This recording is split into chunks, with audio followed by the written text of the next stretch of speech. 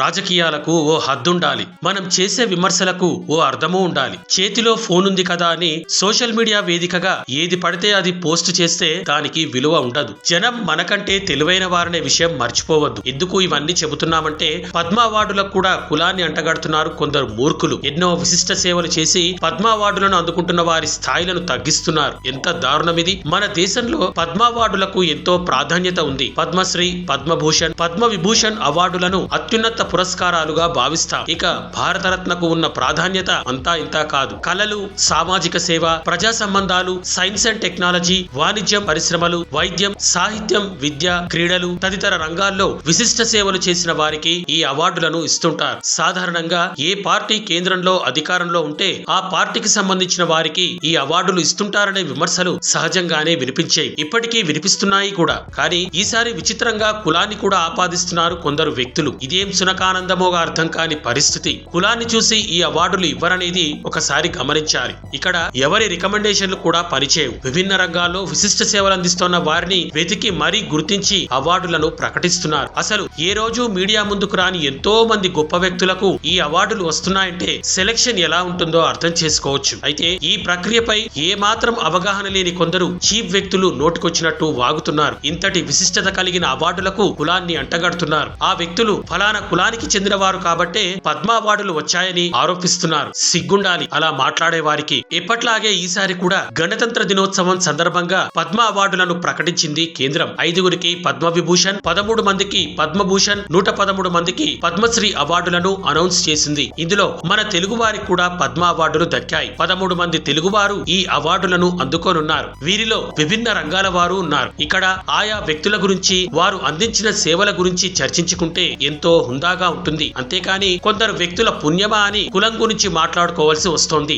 ఎందుకంటే ఈ 13 మందిలో 2 కమ్మవారు ఉండటమే ఇందుకు కారణం. పద్మ అవార్డులు వచ్చిన వారిలో 2 కమ్మవారు, మిగతా వారు ఫలానా కులం వారు అని చెప్పుకోవడానికి కూడా ఇబ్బందిగా ఉంది. అంతటి గొప్ప వ్యక్తులకు కులాన్ని ఆపాదించడం ముమ్మాటికి మూర్ఖత్వమే. అయితే ఈసారి పద్మశ్రీ అవార్డులు అందుకున్న నటకిరీటి రాజేంద్ర ప్రసాద్, సీనియర్ నటుడు, నిర్మాత మాగంటి మురళీమోహన్ ఉన్నారు. పద్మ అవార్డుల లిస్టులో ఈ 2 పేర్లు ఉండటమే కొందరికి నచ్చని విషయం. అదేంటో మరి. వీరికి పద్మ అవార్డులు అనగానే కులం గుర్తుకొచ్చినట్టుంది. వీరిద్దరూ కమ్మవారు కాబట్టే పద్మశ్రీ అవార్డులు దక్కాయని చండాలమైన ప్రచారం మొదలు పెట్టారు. కొందరు నాయకుల రికమెండేషన్ వల్లే వీరికి అవార్డులు దక్కాయని సోషల్ మీడియాలో ప్రచారం చేస్తున్నారు. ఇవి పద్మశ్రీ అవార్డులు కాదని కమ్మశ్రీ అవార్డులు అని పనికిమాలిన రాతలు రాస్తున్నారు. మరి ఇంతగా దిగజారి మాట్లాడతారా?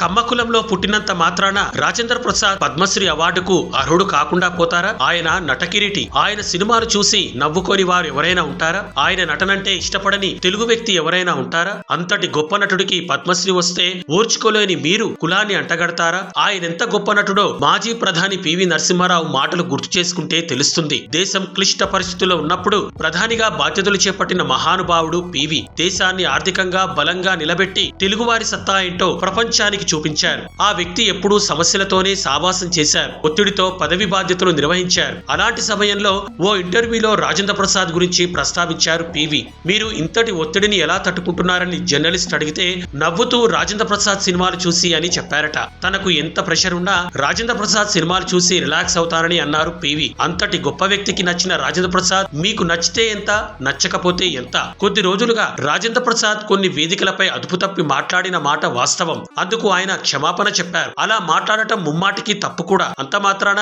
గతంలో ఆయన సినీ రంగానికి చేసిన సేవలన్నీ మర్చిపోతే ఎలా? ఇక పద్మశ్రీ అందుకున్న మరో కమ్మ వ్యక్తి మాగంటి మురళీమోహన్. ఈయన నటుడు, నిర్మాత, ఓ వ్యాపారి కూడా. ఎన్నో విజయవంతమైన సినిమాలు తీశారు. వ్యాపార రంగం ద్వారా వేల మందికి ఉపాధి కల్పిస్తున్నారు. కులాలకు అతీతంగా వేలాది మంది విద్యార్థులకు స్కాలర్షిప్ అందిస్తున్నారు. ఆయనను ఆదర్శంగా తీసుకుని రియల్ ఎస్టేట్ రంగంలోకి వచ్చిన ఎంతో మంది వ్యక్తులు కోట్ల రూపాయలు సంపాదించుకున్నారు. ఇప్పటికీ ఆయనను గురువుగా భావిస్తారు. అందులో తెలంగాణ, ఏపీకి చెందిన ఎంతో మంది బడా వ్యాపారులు కూడా ఉన్నారు. వారు ఎప్పుడూ ఆయన్ను కులం కోణంలో చూడనేలేదు. ఆయన సక్సెస్ఫుల్ వ్యాపారి మాత్రమే అని గొప్పగా చెబుతుంటారు. అది మురళీమోహన్ జీవితం. కోట్ల రూపాయల శ్రీమంతుడైన సాదాసీదా జీవితం గడుపుతారు. అది ఆయన గొప్పతనం. అలాంటి వ్యక్తికి కూడా కులాన్ని అంటగడుతున్నారంటే మీ ఆలోచన విధానం ఎంత దారుణంగా ఉందో అర్థం చేసుకోవచ్చు. మరి ఈసారి తెలుగు వారికి సంబంధించి 1-2 కులాలకి ఎక్కువ పద్మ అవార్డులు వచ్చాయి. అయితే ఆ కులాలను కూడా నిందిద్దామా? అసలు ఇది పద్ధతేనా? అంతటి గొప్ప వ్యక్తులకు కులాన్ని అంటగట్టడం అంటేనే మహాపాపం. వారిని అవమానపరచడం.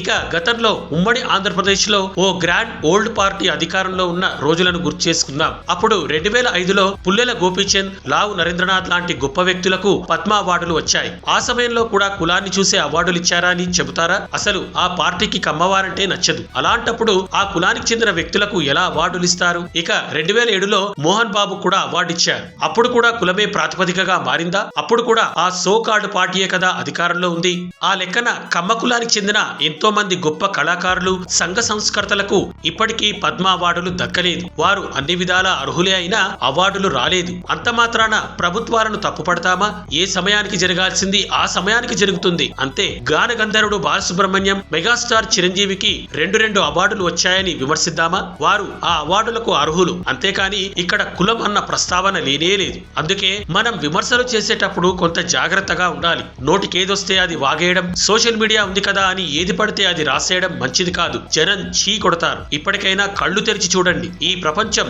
చాలా పెద్దది. అన్నిటికీ కులాన్ని అంటగట్టి చూడకండి. గొప్ప వ్యక్తి ఏ కులంలో ఉన్నా గొప్ప వ్యక్తే అంతే. దీనికి కులం, మతం, ప్రాంతంతో సంబంధం లేనే లేదు. మేరా భారత్ మహాన్. That's it.